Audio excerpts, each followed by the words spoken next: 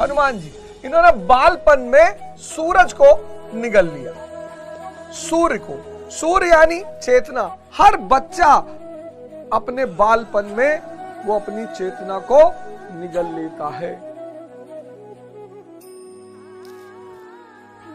विज्ञान और अध्यात्म का झगड़ा कहां है? I don't believe in God. अबे तो कौन कहता बिलीव करने के लिए? गॉड जानने की चीज है, बिलीव करने की थोड़ी है। बिलीव का मतलब ही यही होता है कि आप जान ही नहीं पाए। गॉड में बिलीव नहीं करना है, गॉड को जानना है।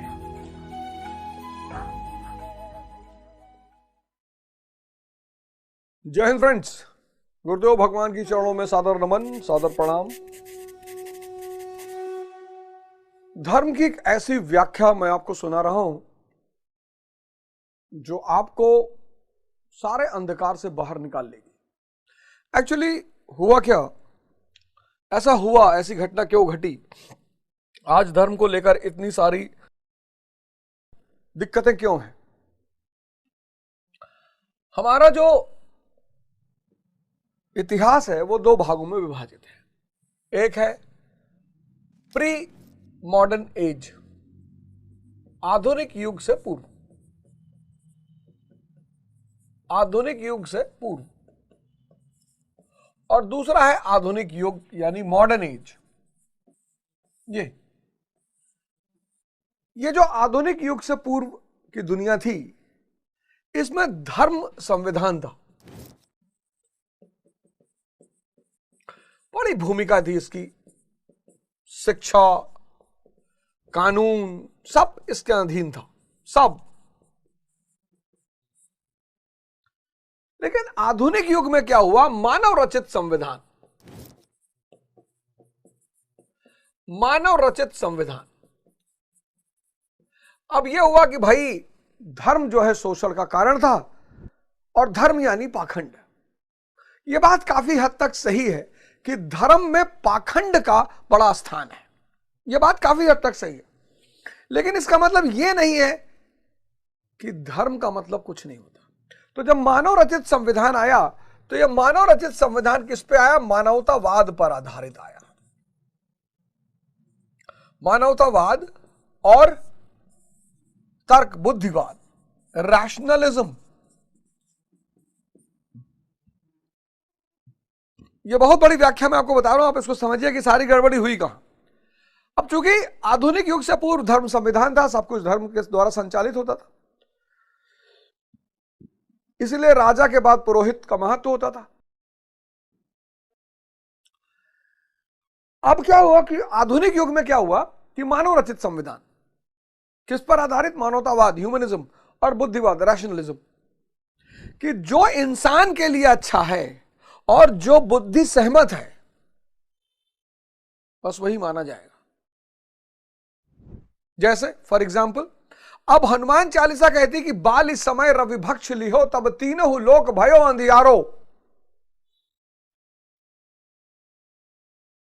अब यहां का जो आदमी है वो कहेगा यार हनुमान जी ने बचपन में सूरज निकल लिया था, व्हाट रबिश, व्हाट शिट। लेकिन धर्म रहस्यवाद है, मिस्टिसिज्म है। हर बच्चा बचपन में सूरज निकल लेता है। सूरज यानी चेतना, वो चेतना उसकी बुद्धि के पीछे चली जाती है। हर बालक जब बड़ा होता है तो सूरज को निगल लेता है। सूरज यानी उसकी चेतना, उसकी रोशनी, और उसीलिए उसके तीनों लोक में अंधेरा छा जाता है। शरीर के लोक पे, मन के लोक पे और चेतना के लोक पे। बाल समय रवि भक्ष लिहो, तब तीनों लोक भयो अंधियारो, और 23 और त्रास भई जग में, या संकट काहू से जात न टारो। देखो परेशान है लोग, रेंज रोवर वेल्लार पे चल रहे हैं, जिंदगी में शांति नहीं है। मर्सिडीज पे चल रहे हैं, जिंदगी में शांति नहीं है, खुशी नहीं है, आनंद नहीं है। क्योंकि वो जो अंदर का सूरज है उसको बाहर निकालना पड़ेगा, उस चैतन्य को फिर से खोज करनी पड़ेगी। बस ये समस्या हो गई, बस ये समस्या हो गई। धर्म की जो भाषा है वो रहस्यवाद की भाषा है। अब गणेश जी हैं, अब समझो इस बात को, ये जो तुमको भड़काया जा रहा है धर्म के खिलाफ, हनुमान जी इन्होंने बालपन में सूरज को निगल लिया, सूर्य यानी चेतना। हर बच्चा अपने बालपन में वो अपनी चेतना को निगल लेता है, उसकी चेतना बुद्धि के पर्दे के पीछे चली जाती है, इसीलिए उसके जीवन में अंधकार छा जाता है। अब गणेश जी, अब फिर ये जो बुद्धिवादी है ये फिर कहेंगे व्हाट रबिश, ये क्या बकवासबाजी मचा रखी है कि आधा सर मानव का और सर हाथी का, ये क्या जाहिलपने की बातें हैं। अब फिर मिस्टिसिज्म, अब रहस्य की बातें हैं। गण यानी इंद्रियां, सेंसेस, इंद्रियां, और ईश यानी भगवान। तो इंद्रियों का भगवान कौन? इंद्रियों का भगवान मन। तो जब भी हम कोई पूजा शुरुआत करेंगे, कोई अच्छा काम करेंगे, तो हम मन को सबसे पहले नमन करेंगे कि प्रभु विघ्न मत डालना। इसीलिए हमने गणेश जी को कहा विघ्न हर्ता।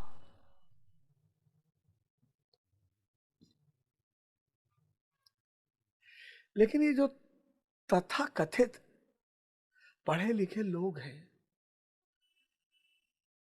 जो बड़ी बड़ी डिग्रियां लेके सिगरेट पी रहे हैं और कहते हैं सिगरेट कंसंट्रेशन बढ़ा रहा है, समझना इस बात को।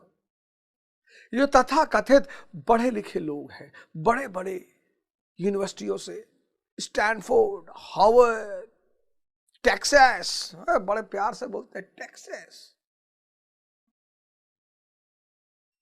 Oh, Walter, what's this in religion? Religion is a useless thing in the modern times. I don't believe in religion.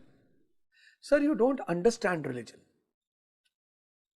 Religion को believe थोड़ी करना है, religion को जानना है। बहुत क्रांतिकारी चीज है religion। मुझसे भी बहुत ज्ञानी लोग मिलते हैं, बोलते हम धर्म वरम नहीं मानते। मैंने कहा धर्म वरम को तो मैं भी नहीं मानता, लेकिन धर्म इतना बड़ा विज्ञान है, आओ हो जाए दो बहस, आओ बात कर ले। हाँ, व्हाट बुलशिट, लो 2-3 अंग्रेजी का शब्द पकड़ लिए, बुलशिट, रबिश। अब देखो ये सब रहस्य की बातें, ये सब रहस्य फॉर्म में लिखी गई है, ये सब रहस्य के फॉर्म में लिखी गई। रावण कौन है? ये कौन है रावण जिसके 10 सर हैं? ये मन है, ये उसकी 10 इंद्रियां हैं। हर इंद्रियां सर के समान है, उनकी डिमांड है, वो देखती हैं, वो मांग करती हैं।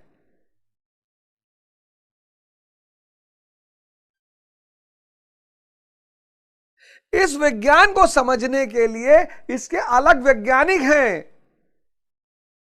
पुरोहित इसको रट लेता है, पुरोहित की भी भूमिका है, इसको बताने में पुरोहित की भूमिका है। जैसे नर्सरी के टीचर हैं, क्लास 6, 7, 8 के टीचर है, तो पुरोहित स्कूल का टीचर है, जरूरत है उसकी। वो पुरोहित क्या करता है? पीएचडी की तरह बात करने लगता है, वो वहीं फंस जाता है, वहीं वो अपना भी नाश करता है और समाज का भी नाश करता है। वो स्कूल का टीचर है।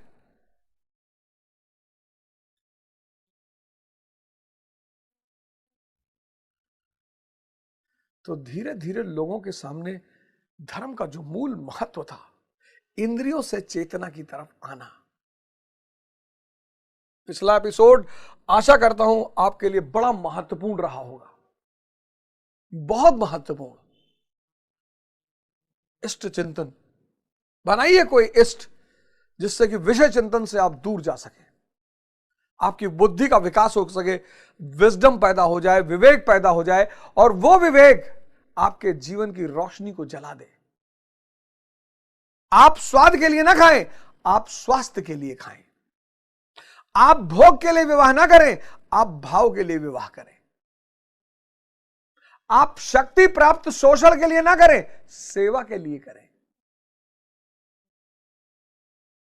जिसके पास भोग होगा वो भोजन स्वाद के लिए नहीं, स्वास्थ्य के लिए करेगा। ये पिछली बार मैंने आपको बताया। जिसके पास विवेक होगा वो शक्ति किस लिए चाहेगा? सेवा करने के लिए, शोषण करने के लिए नहीं।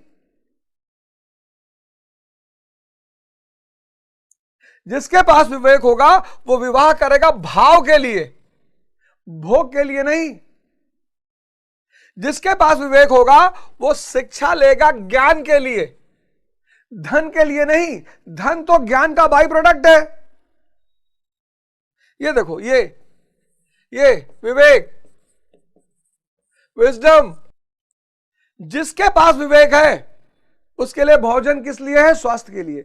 जिसके पास विवेक है उसके लिए शक्ति किस लिए है? सेवा के लिए। जिसके पास विवेक है उसके लिए पत्नी किस लिए है? भाव के लिए।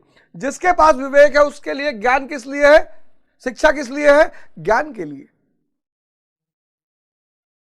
और जिसके पास विवेक नहीं है उसके लिए भोजन क्या है? स्वाद है। उसके लिए शक्ति क्या है? शोषण। आईएएस बन जाएंगे, टोल को पैसा नहीं देना पड़ेगा। उसके लिए विवाह क्या है? भोग। उसके लिए ज्ञान क्या है? धन अर्जन करने का माध्यम, नौकरी।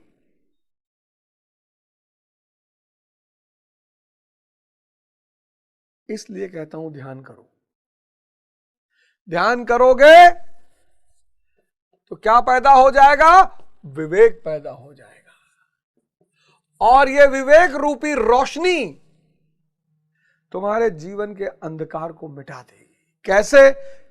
64वें श्लोक में यह बात गीता में आई है। 64वां श्लोक। अब कैसे यह अंधकार दूर होगा, यह 64वां श्लोक बता रहा है। कैसे? सुनो। राग द्वेष व्यक्तस्तु विषयानि निद्रा यशरन् आत्म वैश्य विर्ध्यात्म प्रसादम गच्छति। आत्मा की विधि को प्राप्त प्रत्यक्षदर्शी महापुरुष। अब खेल देखो। अब यहीं पे डायग्राम, ये डायग्राम जो बनाने जा रहा हूं इसकी तो कोई कीमत ही नहीं। इसकी कीमत बता नहीं पाऊंगा मैं, और ना आप दे पाओगे, और किसी की क्षमता नहीं है। विषय चिंतन करने वाला और इष्ट चिंतन करने वाला, यानी संसारी और सन्यासी।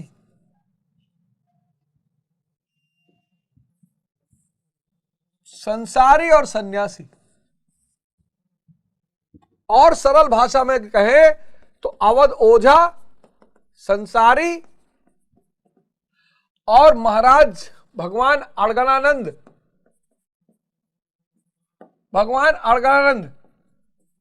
जी महाराज। ये आदमी विषय चिंतन करेगा, स्त्री का चिंतन, गाड़ी का चिंतन, महल का चिंतन। इसके अंदर आसक्ति होगी। आसक्ति की वजह से कामना होगी। कामना के दमन से क्रोध होगा, और क्रोध के दमन के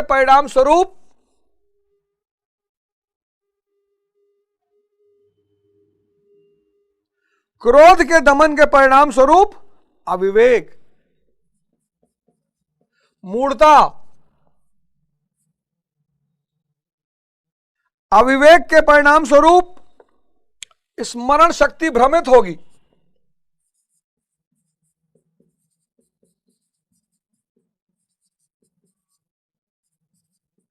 स्मरण शक्ति भ्रमित के परिणाम स्वरूप बुद्धि का नाश।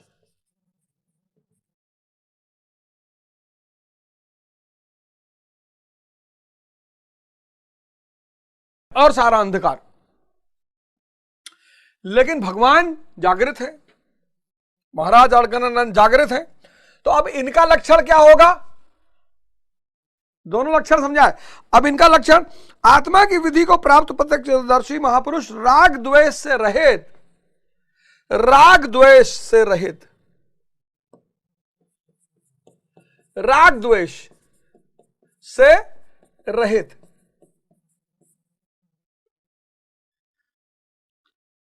समस्त सब ब्रह्मांड चेतना है। तो जब समस्त ब्रह्मांड चेतना है और मैं विलीन हो चुका है, यहां मैं है अवध ओझा, यहां मैं है ही नहीं। तो जब मैं है ही नहीं तो सारा ब्रह्मांड अपना है। तो जब सारा ब्रह्मांड अपना है तो किससे राग द्वेष? राग द्वेष यहां हो सकता है, यहां नहीं हो सकता। मैं है ही नहीं। राग द्वेष का धुरी क्या है? मैं अवध ओझा। तो जहां मैं वहां तू। तो तू से तो राग द्वेष होगा ही। लेकिन जब भगवान अड़गानंद को दिखाई पड़ रहा है कि सब चैतन्य है, सब एक ही चीज है, तो किससे राग द्वेष?